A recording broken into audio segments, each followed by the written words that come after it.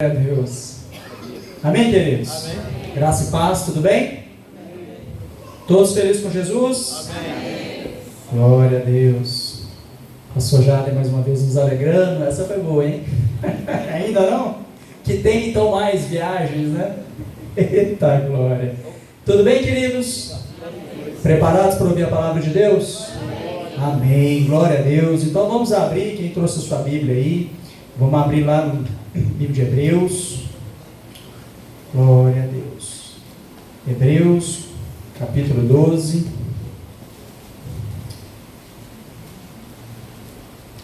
O pastor já orou por nós. Glória a Deus. Creio que Deus já ouviu essa oração. Hebreus, capítulo 12, versículo 2. Eita glória. Está escrito assim: olhando firmemente para o autor e consumador da fé, Jesus, o qual, em troca da alegria que estava proposta, suportou a cruz, não fazendo caso da vergonha, e está assentado, melhor dizendo, à destra do trono de Deus. Amém? Pode sentar sobre o seu lugar. Glória a Deus. Pai, faça a tua vontade, que eu venha ser um instrumento do Senhor. Nos abençoa, me abençoa também, em nome de Jesus. Queridos, eu trouxe essa mensagem para vocês, busquei de Deus, e se eu pudesse colocar um tema para essa mensagem, é algo forte, como toda a palavra de Deus, e o tema seria vida com propósito. Amém?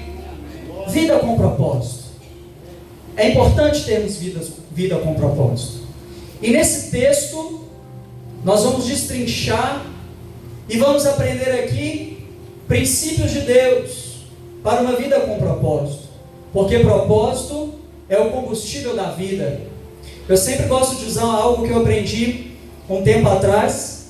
É um jargão que fala que quem não sabe para onde vai, qualquer lugar serve. Para onde você vai? Sei não, então pega qualquer caminho. Essa é a importância do propósito em nossa vida. O propósito é o combustível que nos alimenta. O propósito é o combustível que nos faz, às vezes, superar a nós mesmos. Quando nós temos propósito, nós temos motivação para continuar. O que nós vemos hoje na atualidade são pessoas, seja na igreja ou fora da igreja, sem propósito em suas vidas. Jovens que têm crescido, às vezes sem instrução, sem direção, não aprendendo dos seus pais, não aprendendo dos que estão próximos o que é propósito, e você vê eles perdidos, sem saber o que faz, mexendo com coisa errada. Você às vezes para poder conversar, você vê assim, totalmente sem nortes, totalmente sem saber o que fazer da vida, porque está faltando propósito. Às vezes a pessoa já casou, já tem filhos, já adquiriu alguns bens na vida, e começa a entrar em depressão, porque acabou o propósito em sua vida. Amém, queridos? Então vamos examinar a palavra de Deus. Esse texto é maravilhoso, e eu quero dividir ele em 3 partes. Nós vamos tirar princípios desse texto, que vai nos abençoar muito em nome de Jesus. A primeira parte que nós vamos examinar aqui nessa noite, é a parte onde fala, olhando firmemente, ou fixamente. O texto continua, para o autor e consumador Jesus. Mas vamos nos ater aqui, olhando firmemente para Jesus. Queridos, às vezes nós lemos essa passagem, nós lemos por ler, às vezes não entendemos a profundidade dela, mas eu quero trazer ao nosso entendimento isso. Quando ele fala aqui, olhando firmemente, olhando fixamente para Jesus, como é que nós vamos olhar para Jesus se hoje ele está sentado lá no trono? Como é que nós vamos olhar para Jesus se nós hoje não temos a oportunidade de vê-lo como os discípulos o viram no passado, o viram? no passado. Não sei se eu conjuguei certo o verbo aí, mas como os discípulos, né, tiveram ali comunhão, puderam observar, e nós, 2000 anos depois, como é que nós vamos olhar para Jesus se hoje Ele está no trono? Queridos, esse texto ele traz o ensinamento de nós olharmos, na verdade, é para os exemplos deixados por Jesus. É verdade. A boca secou, a mão está tremendo, quase o copo caiu. Eita! Cada vez que vem a igreja está maior. Glória a Deus. Glória a Deus. Então, olhar firmemente para Jesus, ele não está dizendo aqui para nós olharmos diretamente para Jesus, porque atualmente nós não tivemos essa oportunidade. Mas é olhar para o exemplo de vida de Jesus. Olhar para os exemplos deixados por Jesus. E como nós vamos olhar para os exemplos de Jesus? A resposta é muito simples. É através do conhecimento da palavra de Deus. Nós temos ali 4 evangelhos que estão narrando a vida de Jesus, os atos de Jesus, as coisas que aconteceram quando Jesus estava aqui. Em tudo ele procurou ser exemplo, em tudo ele procurou demonstrar, né, o caminho dele, mostrando os exemplos, a vida dele. E nós temos que voltar a ler a palavra de Deus. Amém. Como é que nós vamos olhar firmemente para os exemplos de Jesus, se nós estamos perdendo a intimidade com Deus, se nós estamos perdendo a intimidade com a palavra de Deus? E aí eu quero fazer 2 observações. Alertas, na verdade, observações alertas. Querido e querida, nós estamos vivendo na era do conhecimento e na era da informação. Nunca se gerou tanta informação, tanto vídeo, tantos megabytes. Nós temos vivido nessa geração do conhecimento, da informação, onde nós temos acesso fácil a qualquer assunto que você quiser. Mas eu quero chamar a sua atenção, não que seja pecado nós termos acesso a essas situações. Mas nós temos que tomar cuidado para essa geração, para esse momento que nós estamos vivendo, não nos afastar da plenitude da presença de Deus, não tirar o nosso foco totalmente da presença de Deus. Hoje nós temos, não é pecado. Antigamente, por exemplo, quem gosta de filme, né? Você custava ali para comprar um filme para poder assistir em casa, DVD, né? Titanic, acho que tinha 2 ou 3 para poder trocar ali, quando trocava, né? Acabava, tinha que trocar o outro. Hoje você tem, por exemplo, acho que a maioria deve ter, ou já assistiu, tem acesso, você tem Netflix, você tem filme ali para você assistir o ano inteiro, de noite, série, filme. E você liga ali o YouTube, mais informação, é vídeo, Facebook, vídeo, mais informação. É pecado, é errado? Não, podemos usar. Todas as coisas são lícitas, mas nem todas convêm. Aonde que tem que entrar o nosso cuidado aí? É disso não tirar o nosso foco do que é importante. Isso também, isso serve para mim, serve para nós. Você pode até não estar trabalhando na obra de Deus. Eu sei que aqui muitos não estão trabalhando na obra de Deus. Você tira o seu tempo para vir no culto, ser abençoado através da palavra, né? Você é usado de outras maneiras, talvez no seu serviço, para levar uma palavra para alguém, para poder abençoar a vida de alguém. Ok, nós sabemos que nem todos vão trabalhar na obra de Deus. Mas querido, você não pode perder a sua intimidade com Deus. A Giovana pregou aqui semana passada.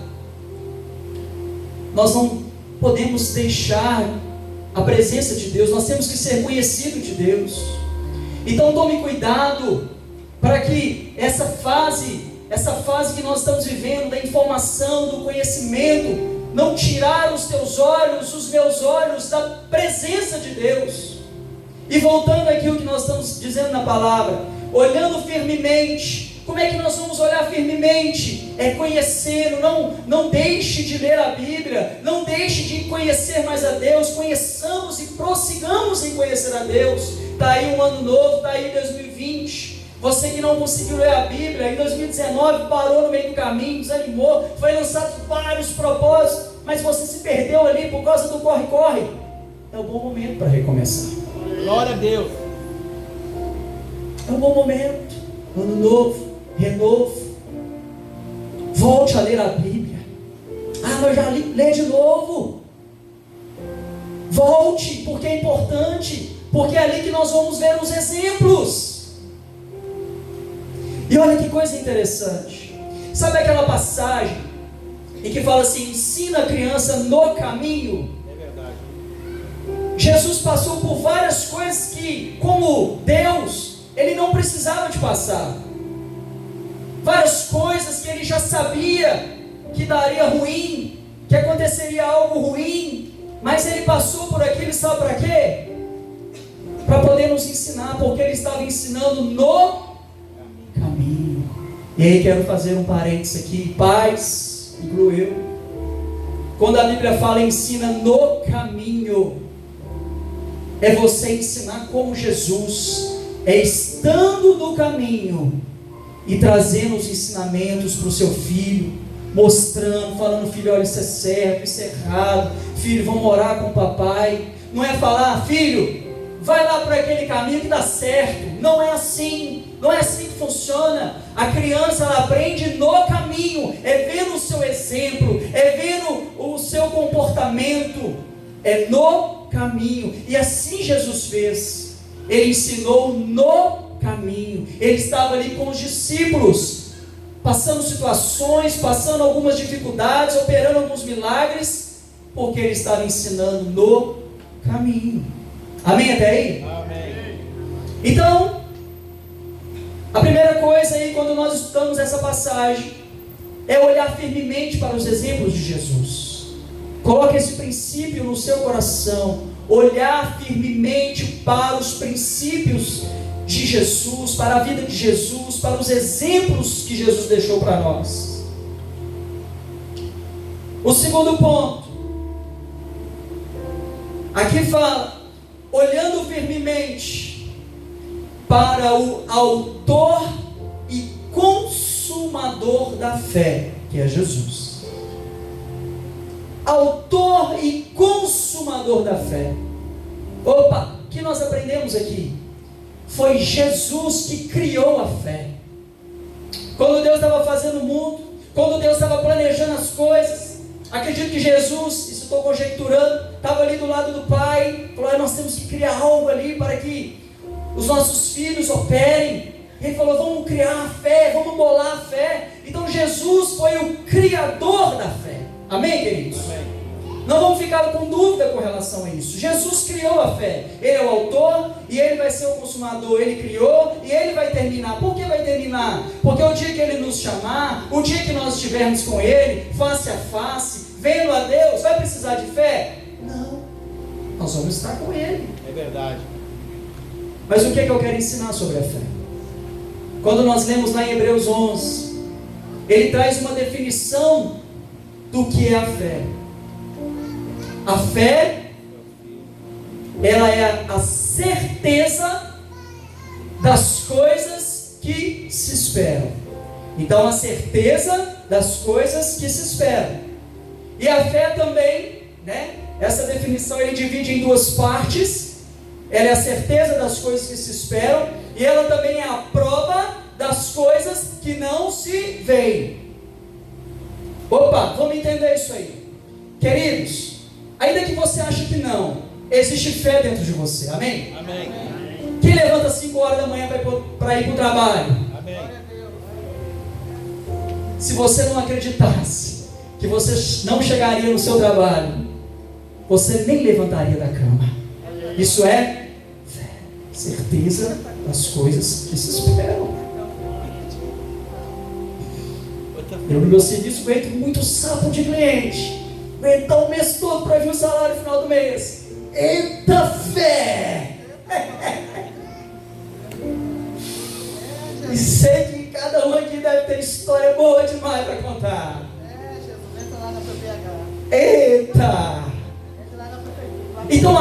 queridos, ei, existe fé dentro de você.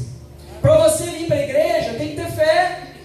Você tem que acreditar que você vai sair da sua casa e vir para a igreja. Amém. Você tem que acreditar que você vai vir na igreja e ouvir uma palavra que vai te abençoar. Amém? Amém. Olha aí a fé. Eu vou fazer uma faculdade. Se você não acreditar que você não vai formar, querido, que você vai chegar no fim, né? Se você acreditar, melhor dizendo, que vai chegar no fim, você vai ter seu diploma, isso é fé. Existe fé dentro da gente. Amém.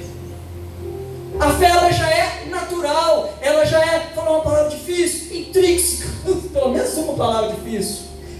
A fé, ela já está dentro de você, ela já faz parte. Você tem fé, ela já existe.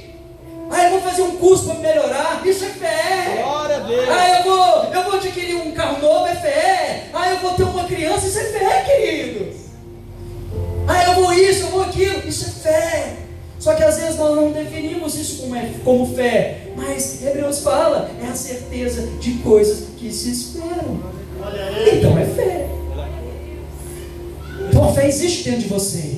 A fé existe dentro de você. A fé existe dentro de você. Já é normal, Deus te fez já com essas duas palavrinhas. Ela já existe.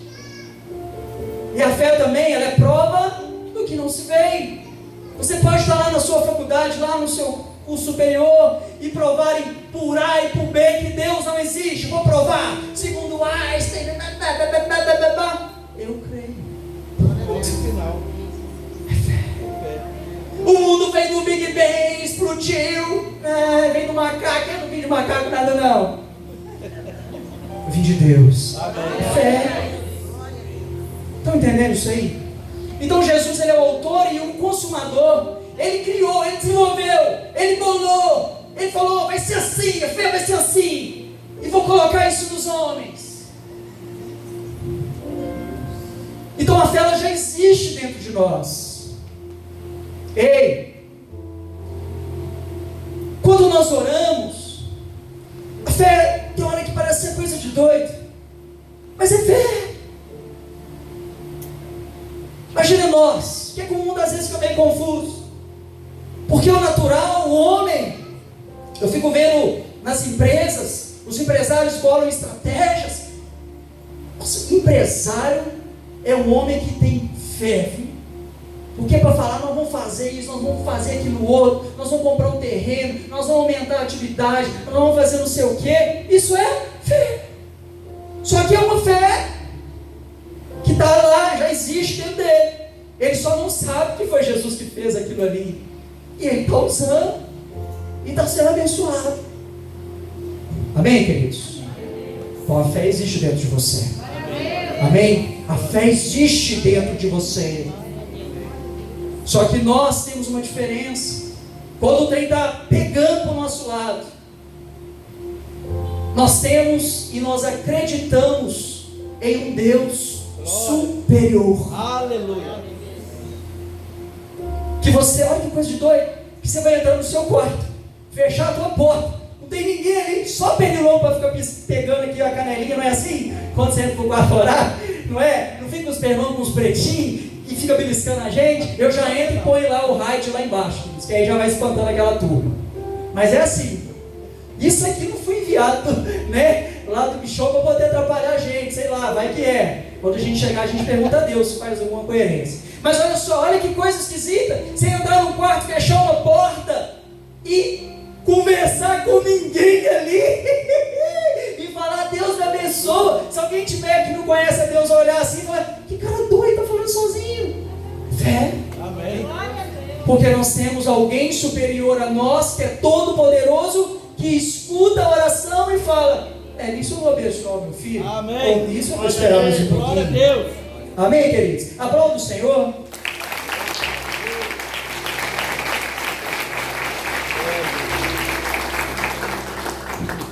Ei, mas aí eu quero te ensinar algo.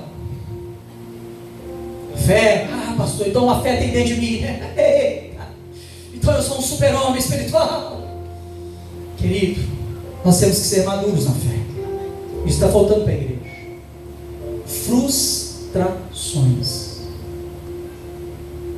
Nós temos que aprender a lidar com frustrações.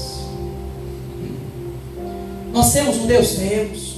Nós temos fé? Temos. Mas vai ter momentos, queridos, que você vai ser frustrado. Seja por um propósito de Deus, ou seja porque você tomou uma decisão errada. E aí eu quero compartilhar algo que eu acredito que vai enriquecer essa mensagem e vai esclarecer isso que eu estou querendo dizer para você. Frustrações. Pô, pastor, você está falando de fé e vai falar de frustrações? Queridos, quando eu namorava com a Ana, minha esposa, nós namoramos 3 anos, nunca tivemos intimidade durante o namoro. É importante falar isso com jovens. Ah, mas não tem jeito, eu consegui. Eu casei sem conhecer minha esposa intimamente. Jovens, tem jeito. Graças a Deus. O mundo é que fala que não tem jeito. Eu consegui, fui jovem, os meus hormônios eram tão afloridos, ou tão aflorados como os seus. Olha aí. Mas consegui. Namoramos 3 anos, noivamos 1 ano e casamos. E 13 anos de casado. Foi mesmo. É? Mas olha só, fé, queridos, eu tinha pouco tempo de convertido, estava naquela fase de orar e orar pelas pessoas, aquele fogo, aquele trem, conhecendo a Deus. Eu nunca ouvi falar essa questão de Deus, a questão de Bíblia, e aquilo tudo era uma novidade, eu vivendo aquele embalo, e namorando, e Deus colocou a varoa, e aquela questão toda, e chegou a época da gente decidir fazer o namoro ficar mais sério, vamos casar, então precisamos de um lugar para morar, ok? Você pode morar debaixo da ponte, que ama, que mora debaixo da ponte, vai isso não, que isso é enganação. É bom ter um lugar para morar. Mas olha só, queridos, olha a fé. Eu cheio de fé, lotado de fé. E certa vez eu comecei a orar a Deus, eu preciso de casar e eu preciso de um lugar para morar. Aí lá no serviço, arrumei um jornalzinho balcão, pastor. Tem isso ainda, aquele jornal balcão, né? Não sei se mudou. Mas aí eu arrumei lá aqueles classificados do balcão. Preste atenção. Frustração. E certo dia, um sábado eu não trabalhei. Antes de eu sair, tinha combinado com a minha noiva, na época a Ana, hoje minha esposa. Falou, bem, sábado agora nós vamos sair para procurar um lugar para a gente morar. Vamos procurar. Então olha só, pessoal, de manhã cedo, acordei cedinho, peguei aquele jornal balcão cheio de fé, ajoelhei e orei, e lá da chuririri, lá da bai, vamos lá, e ora para lá, e ora para cá. Deus abençoe o pobre preciso. E aí, espiritualmente, brincadeira, fiz lá 3 marcações de interesse meu para poder visitar. 4, na verdade. E aí, liguei para a Ana, vamos sair, peguei ela. Fomos no primeiro lugar, não gostamos. Fomos no segundo, não gostamos. Quando a gente foi no terceiro, foi de Deus. Porque eu tinha orado, Deus, eu quero um apartamento assim, eu quero com 3 quartos, eu quero com 2 banheiros, eu quero com tudo individual, e portão eletrônico, aí é demais, Senhor, manda para mim. Você tem que ser específico com Deus na oração. Aí ó, pega isso aqui, ser específico. Deus, eu quero um carro. Aí vem uma carroça, mas não gostei, você pediu um carro. Aí, não, Deus, eu quero um carro tal, eu quero tal coisa. Pode ser específico com Deus, ok? Amém, queridos? Amém. E assim fui com Deus. E quando cheguei nesse terceiro lugar, e a Ana, queridos, foi sobrenatural. O lugar estava fechado, construíram, o pedreiro que construiu morou lá alguns meses, depois ficou fechado o tempo todo, cheirando novinho, do jeito que eu pedi a Deus. E o corretor chegou e falou, toma a chave.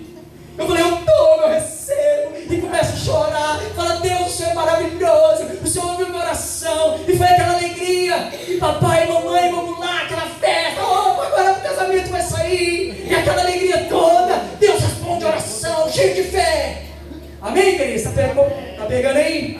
Nossa, homem de fé, mexe comigo. Queridos, aí começa a luta do financiamento. Quem já passou por isso sabe o que é. Vamos na caixa e vai documento pra lá, documento pra cá, e vai, e certidão de não sei o que, dinheiro vai, dinheiro vem. É dinheiro demais. Eu sei que depois daquela luta dos documentos e tudo indo bem, eu sou que está ali, ele sabe dessa história. Tudo certo, cheio de fé. Esse Deus é um Deus que ouve oração. No dia de assinar o contrato, Estava lá na mesa da gerente, ok? Só assinar e correr para o abraço, Peter. Eu cismo de ler aquele contrato. E naquele contrato tinha uma cláusula escrita assim, que eu acho que passou despercebido.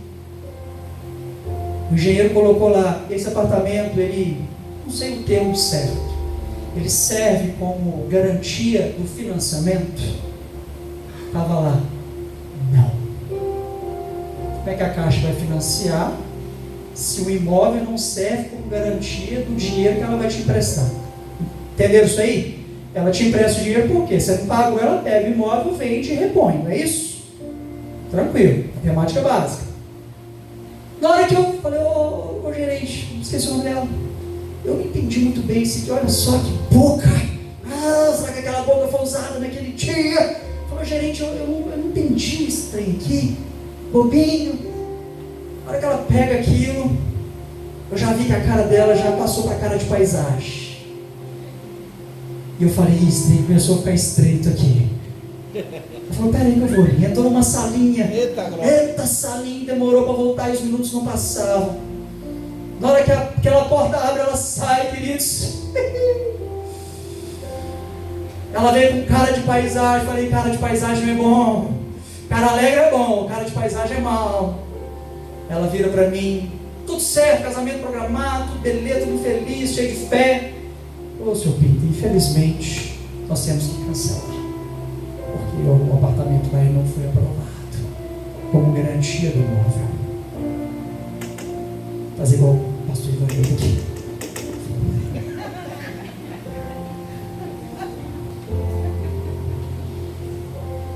Pensa num mundo que rodou. Vocês já viram aqueles filmes que o cara assim recebe a notícia, atravessa as ruas, os carros passando assim, o cara vai. Tá, doutor, obrigado. Assim, a rua, os carros passando.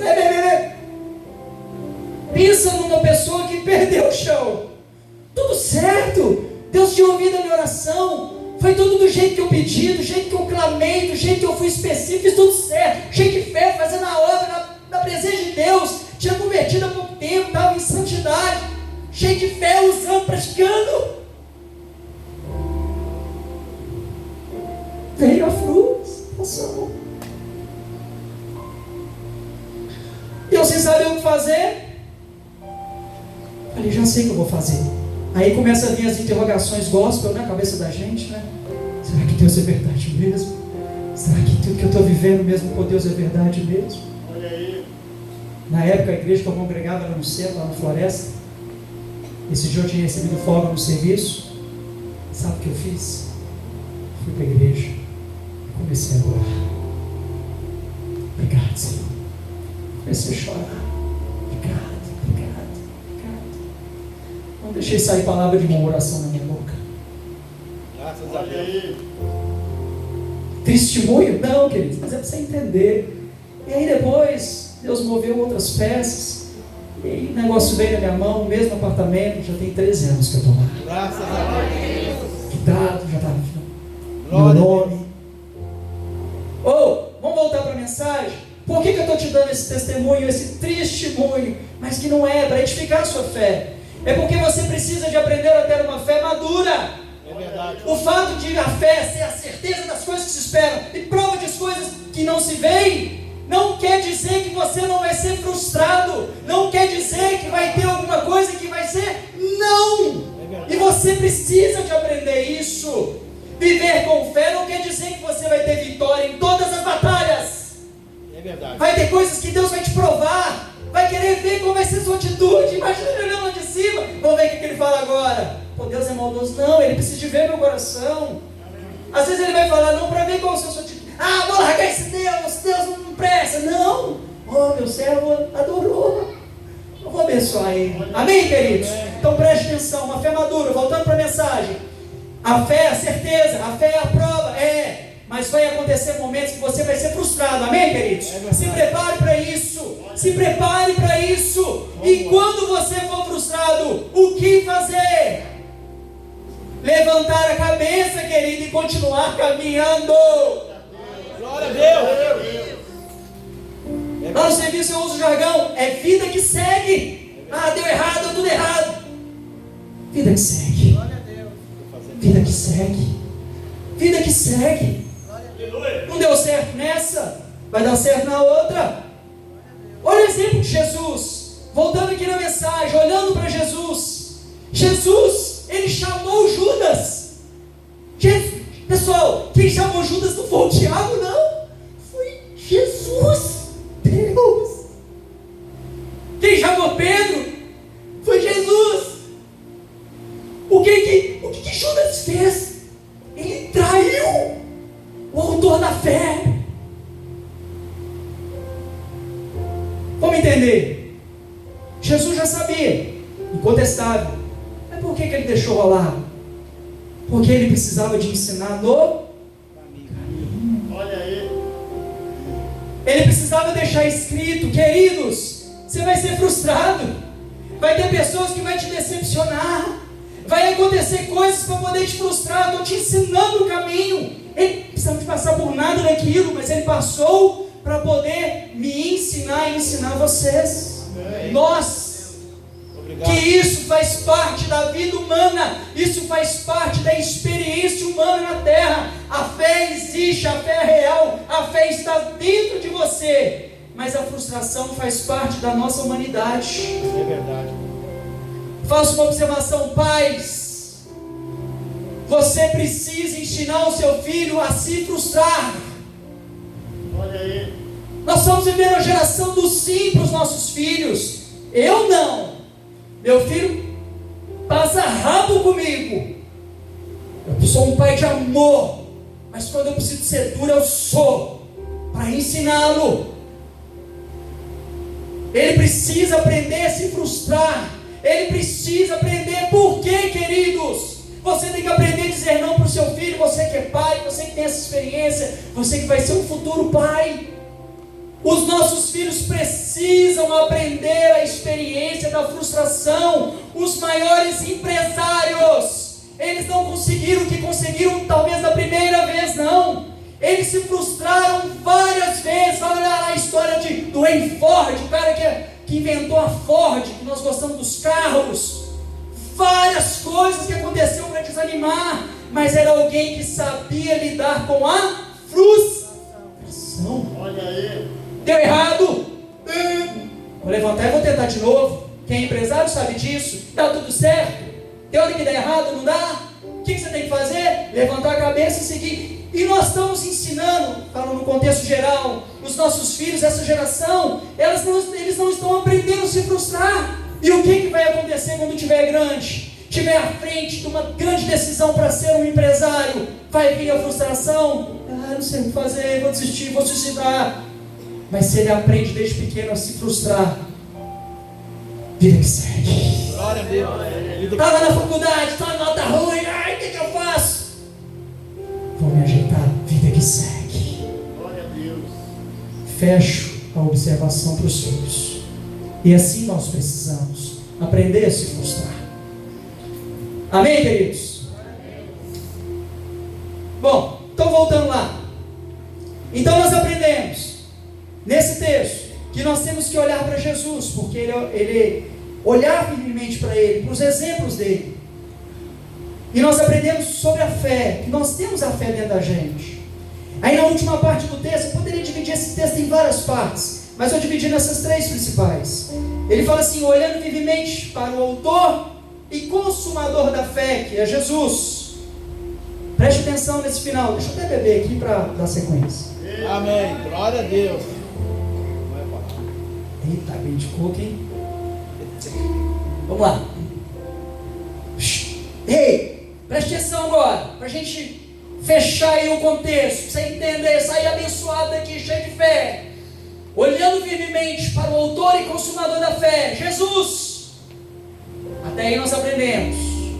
O qual, em troca da alegria que estava proposta, suportou a cruz, não fazendo caso da vergonha, ignomínia e vergonha, e está sentado à direita ou à destra do trono de Deus.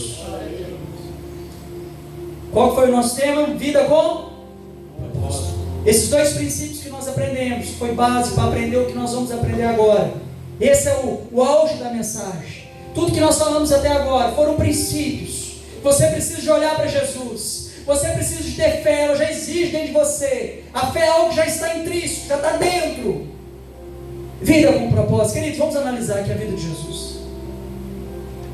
Conjecturando eu, imaginando eu, nas minhas maioneses, Jesus devia estar com o Pai. E o Pai falou: Jesus, nós precisamos fazer algo. Eu preciso que você vá lá, faça isso, isso e isso, morra assim, morra assado, para que os meus filhos voltem para a minha presença. E depois, Jesus, quando você voltar, eu vou te entregar toda a glória. Toda a glória, você vai ser aqui, vai comandar tudo. Ei, até aí vocês entenderam? Amém. Quando Jesus veio, ele veio com propósito. Ele já sabia o que ele tinha que fazer. Olha aí, é verdade. Ele já sabia. Ele já veio com um propósito no coração. Ele já sabia da alegria que esperava por ele depois da sua morte, não somente de glória nos céus, mas de vidas salvas aqui na terra. Aleluia. Ele já sabia de pessoas mortas, pessoas viciadas, pessoas com vida destruídas. Eu era um que tinha vida destruída. E olha aqui que eu estou fazendo hoje com o microfone, falando para vocês. E ele já sabia disso, essa alegria, ele já sabia o que aconteceria. E olha a importância do propósito, queridos. Ele já sabia que ele tinha que morrer na cruz, do que esperava, o que aconteceria depois da morte. E por causa do propósito, a Bíblia fala que ele suportou a vergonha. Queridos, o que Jesus passou foi vergonhoso. Ele foi humilhado, nós já sabemos disso. Seja Bíblia, seja filme, seja livro. Ele foi humilhado, o que ele passou, que eles não se enganem, foi o pior tipo de humilhação que tinha para a pessoa passar naquela época. Aquilo foi humilhação, e pior do que isso, foi humilhação sem ter feito nada. Porque quando você fez algo errado, eu estou sofrendo isso aqui porque eu sei que eu fiz, eu errei. Ele não, ele estava sendo humilhado sem ter feito nada de errado, só coisa boa. Ele foi humilhado, foi chicoteado, foi arrasado, foi moído pelas nossas transgressões. E depois morreu na cruz e não desistiu. Você já parou para pensar que Jesus poderia ter desistido? Ele passou, ele é Deus, mas ele passou também como homem. Ele estava ensinando no caminho. Ele poderia desistir. Ele falou: não, Deus, esse fardo está pesado demais, eu estou aguentando. E poderia: não, desisto, manda outro. Mas ele foi porque ele tinha um propósito. Olha aí, é verdade. Vamos olhar para Jesus e vamos tirar esse princípio. Olha a importância do princípio, do exemplo, do propósito em nossas vidas. Quando você tem um propósito, querido, você pode ser humilhado, você pode passar por vergonha, mas você continua firme, porque você tem um propósito.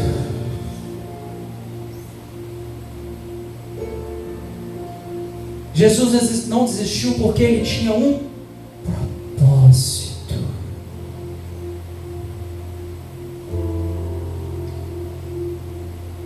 As pessoas hoje estão vivendo sem propósito. Não precisa ser propósito grande, querido, pode ser coisa pequena. É algo que você sabe, é algo que Deus colocou no seu coração. É importante sim. Os nossos propósitos estão alinhados com a vontade de Deus. Isso a gente busca em oração. E está aí, fica a dica, hashtag fica a dica. Não, eu vou fazer uma faculdade aqui de engenharia química dos alienígenas de Marte. Apareceu esse curso lá, vou fazer. Querido, se você decidir fazer, Deus vai deixar você fazer.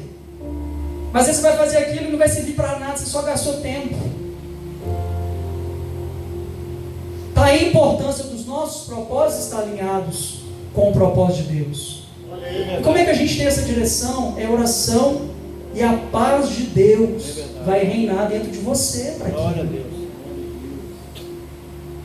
Se você não sentir essa paz que vem de Deus, nós que somos cristãos, que somos conhecidos de Deus, que somos lavados e remidos pelo nome de Jesus, pelo sangue de Jesus, nós sentimos essa paz que vem de Deus. Amém.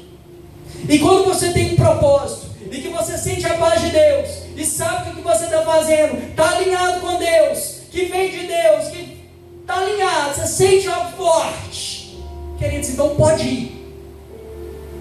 Se prepara para a luta, para a vergonha. Você vai ter que acordar de madrugada. Eu quero fazer uma faculdade, eu quero ser um doutor. Queridos, então prepara, porque vai ter que acordar às 5 da manhã para estudar. E hora do almoço, nada de dormir, vai ter que estudar também. Vou chegar cansado, criança xingando, não sei o quê. Mas vai ter que estudar, vai ter que ir para o banheiro, fechar a porta, estudar. Na sala de aula, pescando tubarão, mas vai ter que ir lá. Ah, eu quero casar. Então, tem que correr atrás. Amém, queridos? Vocês estão entendendo isso aí? Amém. De coração. Então, para a gente fechar, para a gente encerrar, olha, com grandes coisas, uma pequena passagem fala para nós, que nós temos que olhar firmemente para Jesus, para os exemplos de Jesus. Jesus tem que ser o seu norte, Jesus tem que ser o seu maior exemplo. Nós temos que ter fé, essa fé existe dentro da gente. E Jesus nos ensina a ter propósito, a ser firme naquilo que nós vamos fazer. Amém, queridos? Amém. Fique sobre seus pés. Aplauda o Senhor.